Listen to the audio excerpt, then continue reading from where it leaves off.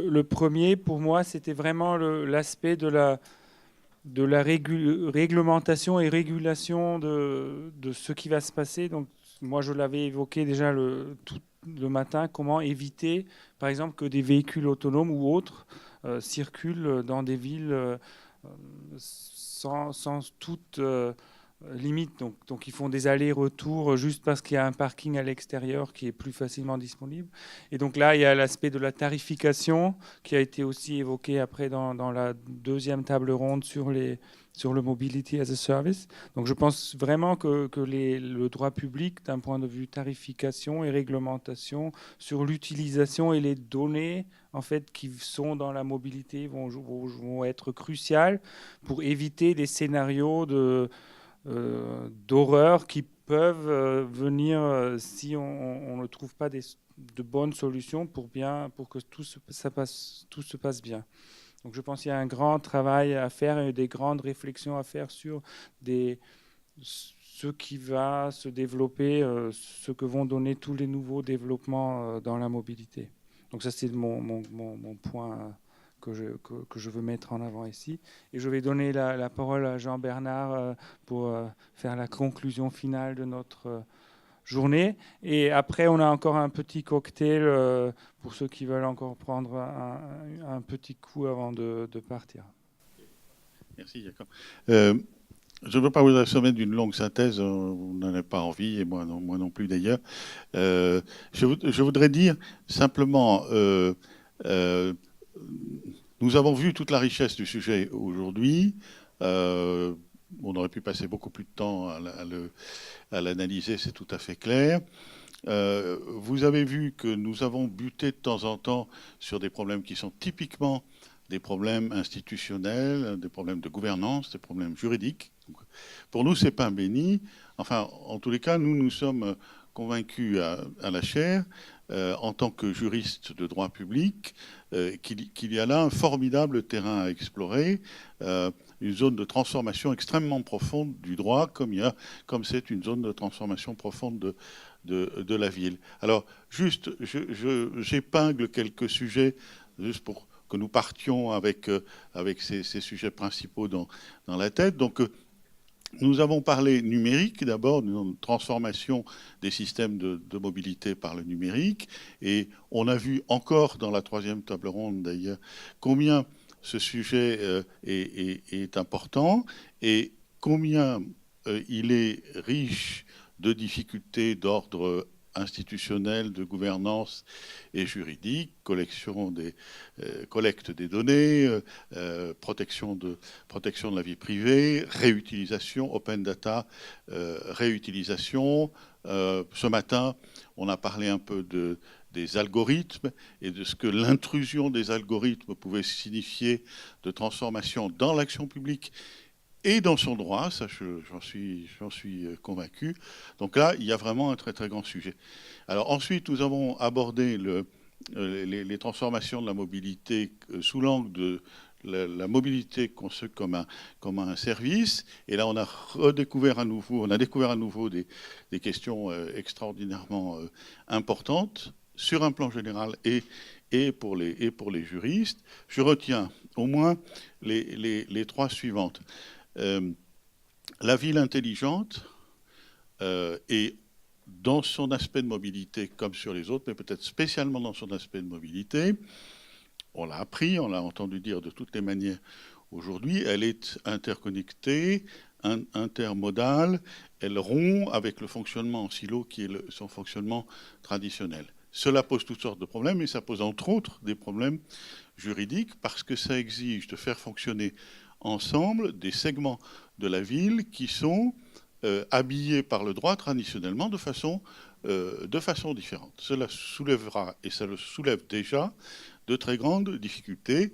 Elles sont de l'ordre du régime des services publics, je l'ai dit tout à l'heure. Elles sont contractuelles, on en a parlé un peu ce matin, parce que plus on va vers des dispositifs ensembliers dans lesquels on va essayer de mettre ensemble des services divers et de les confier à des opérateurs communs, plus on aura de difficultés avec un droit contractuel public qui est plutôt habitué à séparer les fonctions.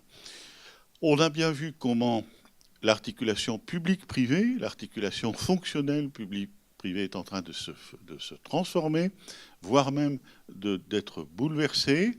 Moi, je n'ai pas le temps de le faire, mais je pourrais expliquer avec les juristes présents dans cette salle combien, au regard de ce qui est en train de se passer, nouvelle distribution des rôles publics-privés, le covoiturage de tout à l'heure, entre autres, combien cela est perturbateur pour la conception que nous avons actuellement de la distribution juridique des rôles entre autorités publiques et personnes privées qui ont plus ou moins un rôle d'intérêt général dans la ville.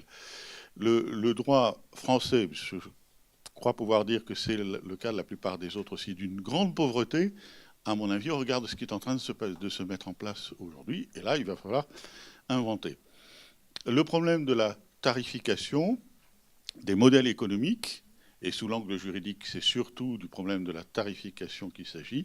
On l'a découvert sur notre route, il est évidemment très important, et tout de suite, on tombe sur une dimension juridique quand on l'aborde.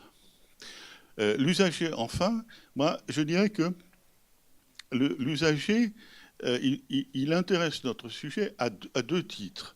En tant qu'il doit être protégé, mais en tant qu'il est aussi un contributeur du système. C'est un peu venu cet après-midi, en fin de débat. Il doit être protégé, sa vie privée doit être protégée, et ça n'est vraiment pas simple parce que dans les montagnes de données qui font fonctionner les villes intelligentes et qui feront fonctionner les villes intelligentes, il y en a des tonnes qui sont au départ des données personnelles, qui sont des données intéressant à la vie privée. Alors, ces données, on va essayer de les...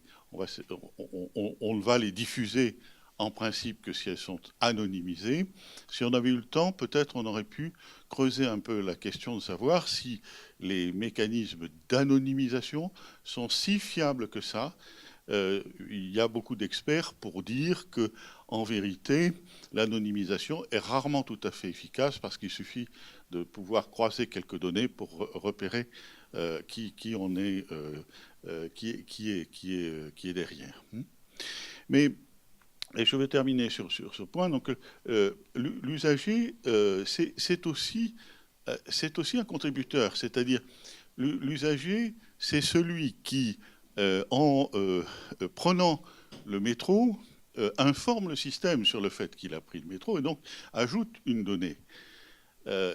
Il participe au fonctionnement du système de cette manière-là.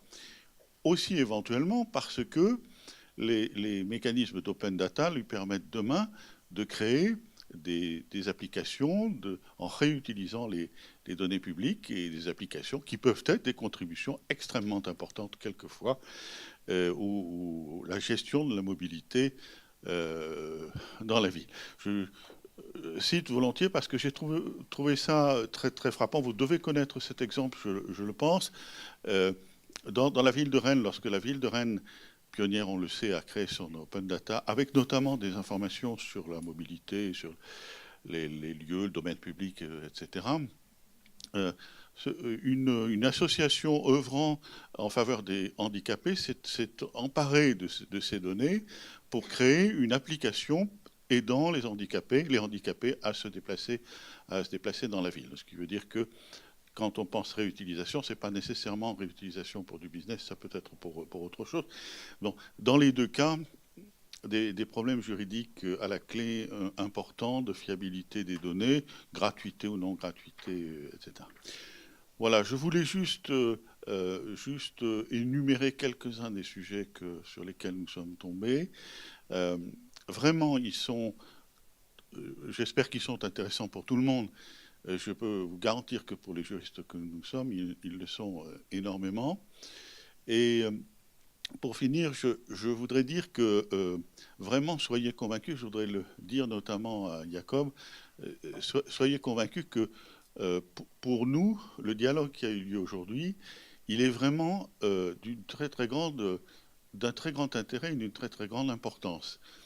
J'ai de temps en temps levé le doigt pour faire le juriste, mais c'est certainement pas pour dire que la journée aurait dû porter essentiellement sur le droit, pas du tout, parce que comme les autres personnes de la chaire qui sont ici, et les autres juristes présents, j'en suis convaincu, on apprend énormément dans ce genre de dialogue. Plus encore, moi je crois que sur les réalités des smart cities, on ne peut rigoureusement rien comprendre si on reste à l'intérieur du droit et si on ne discute pas avec les gens du terrain et les techniciens, ne serait-ce que d'ailleurs parce que le droit a des lieux de retard et des années de retard sur les réalités concrètes. Voilà. Des remerciements pour terminer. À vous tous d'avoir été là. Aux intervenants, bien entendu, mille merci. Et merci à Système X et à la chaire Anthropolis. On est vraiment, de mon côté, très très heureux d'avoir participé à cette opération. Merci beaucoup.